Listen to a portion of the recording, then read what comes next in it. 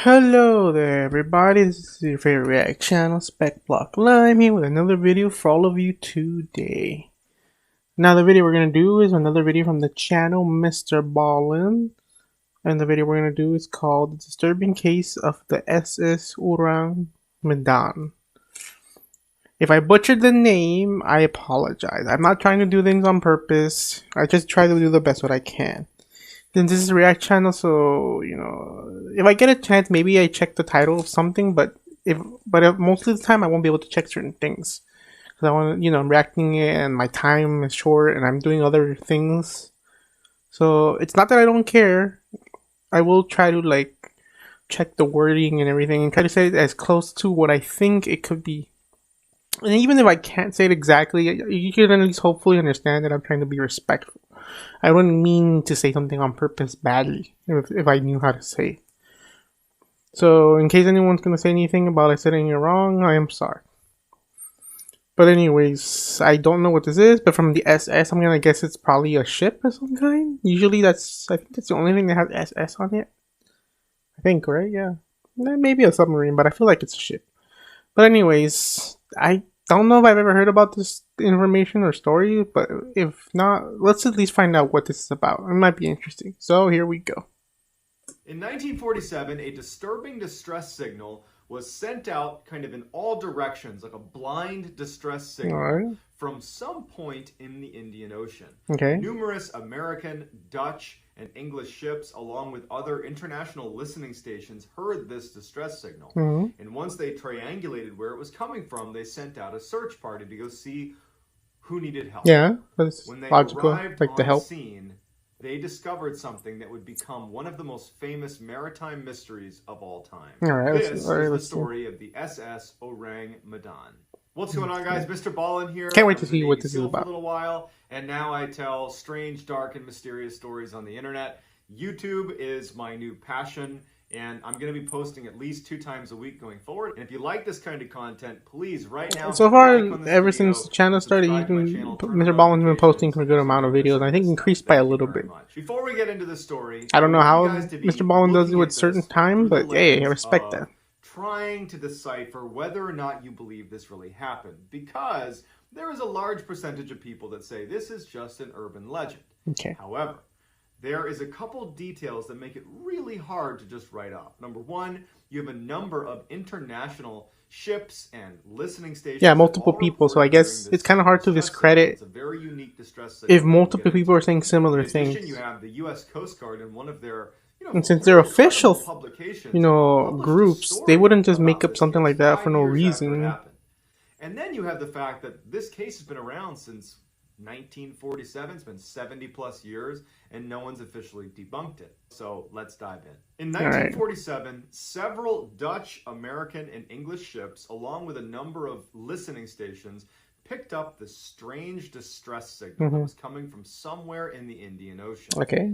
The distress signal, which was in Morse code, went like this. An officer, including the captain, are dead, lying in chart room and bridge. Possibly whole crew dead.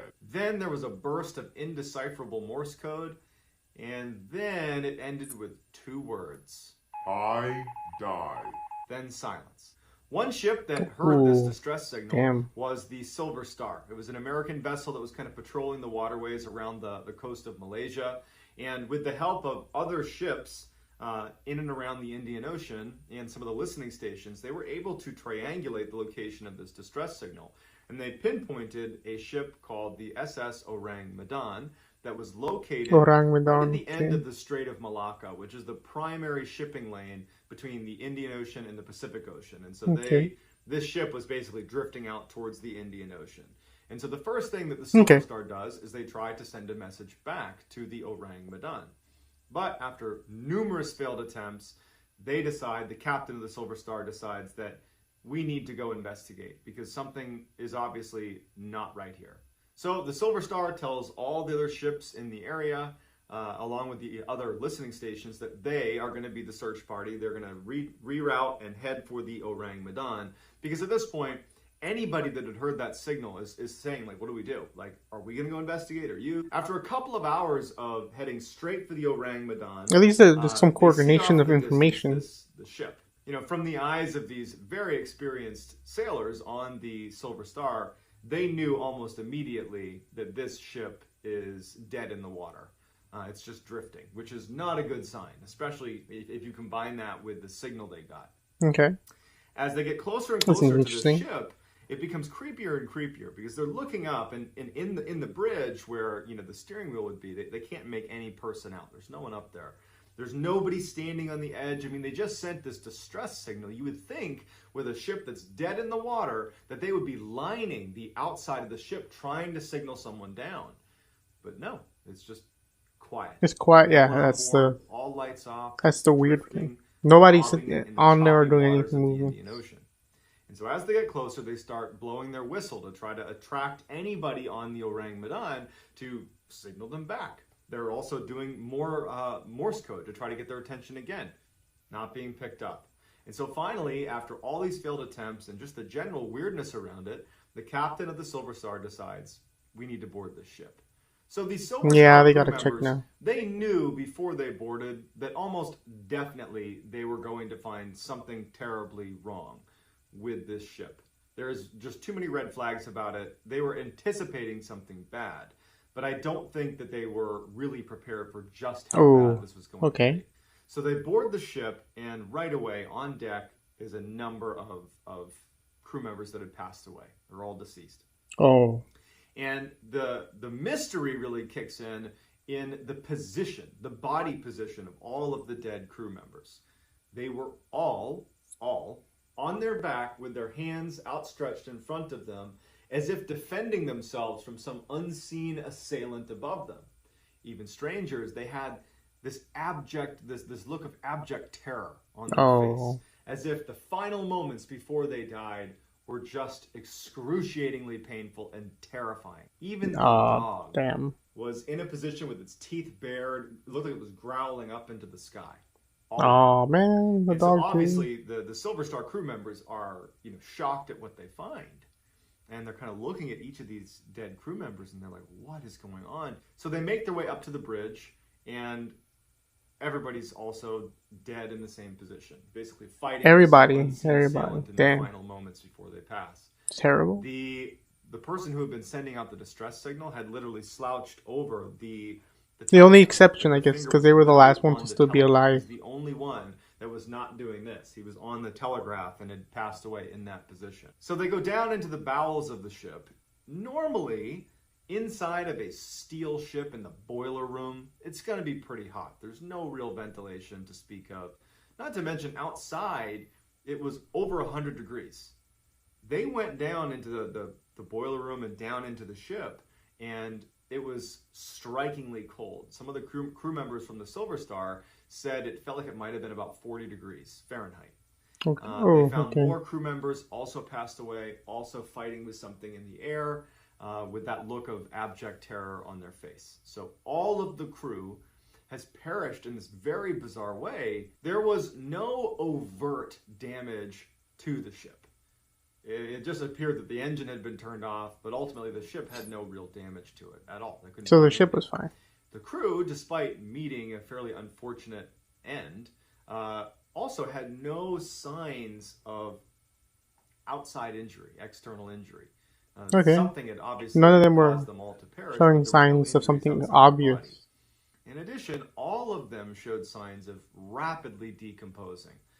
Considering they had just been tapping away that distress signal hours earlier, unless the person communicating the distress signal had been the last one alive for a long time, it doesn't really add up that they had decomposed as quickly as they had relative to when this distress signal was sent.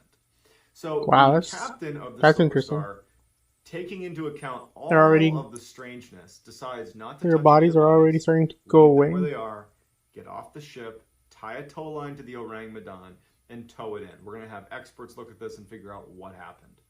And so they attach the tow line, the crew members of the Silver Star, and as soon as they begin to move it, they notice, the crew of the Silver Star, that smoke has begun billowing out of the inside of the Ourang Medan.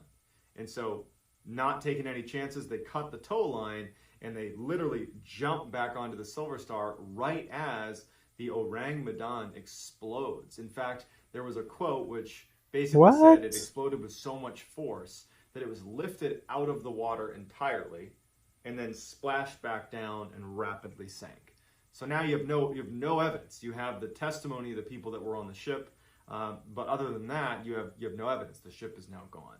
The captain of the Silver Star and his crew just have to go back to the mainland to try to make sense of what they just saw, because you have all the people that were involved and want to know what happened, and they're like, well, let me tell you, we saw this horrible thing on board and then it exploded and it disappeared. And so that's crazy. Where the mystery kind of ends. But here we go. Let's get into what the primary critique is, because that's important here too. And then we'll hear the rebuttal, which I think is also pretty important. So people that believe this story is just a legend will point to the fact that there really isn't a good record of the SS Ourang Medan ever existing. There's this one very important publication called Lloyd's Shipping Registers, where you would expect the Ourang Medan to be registered, but they're not. Others will say that, well, Ourang Medan translates to man of Medan, and Medan is near Sumatra, and that's where they were registered. So they weren't in Lloyd's Shipping Registers, they were in another registry. But either way, there is contention around whether or not this ship ever existed. But for those who say that this could be true, they say that, well, there's a good reason why those records don't exist, because someone's trying to cover it up. According to a German researcher who had spent decades covering the Ourang Medan case, he published in the Death Ship on the South Seas, it's a publication from 1953, that the Ourang Medan was transporting illegal materials, things like nitroglycerin and potassium cyanide. These are things used to create weapons. And there might have been a leak that led to the death of everyone on board. No physical injuries, but they passed away. That's a possibility. Also, after they tied that tow line, the materials could have detonated. Perhaps they detonated, that kind of thing. And so that still leads some questions, right? I mean, then how did the Silver Star crew not also get exposed to these chemicals as soon as they got there? Either way, it's a fascinating story, and I hope that you took something from it. So if you haven't already, I would really appreciate it if you liked this video and you hit subscribe on my channel. I will be posting at least 2 times a week. That was an interesting story right there. Just like this, so I hope you'll join, and that's going to do it. That was an interesting story. Who knows what really happened? I think if we had to go at least a little more logical, I think that's what happened.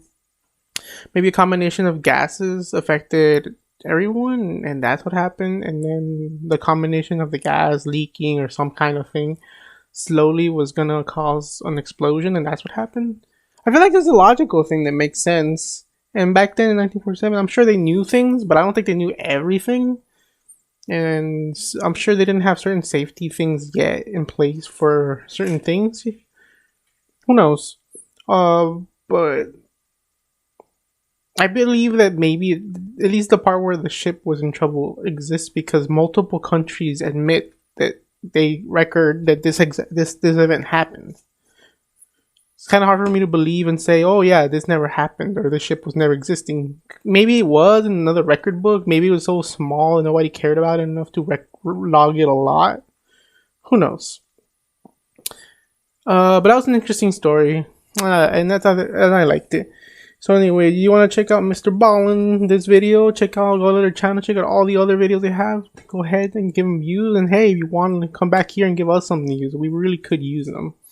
Like, comment, subscribe, hit that bell notification button to get notified about future videos.